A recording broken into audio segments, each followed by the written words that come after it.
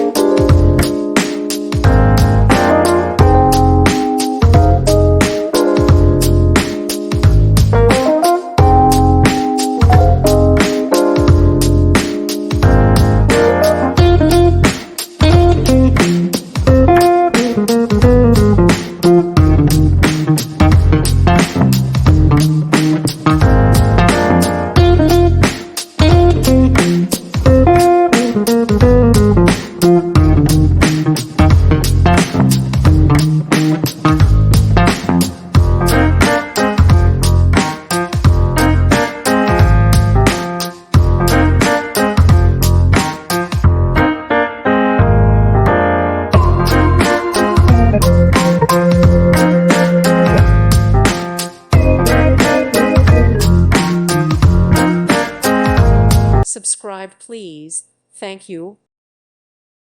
Thank you for watching, and God bless.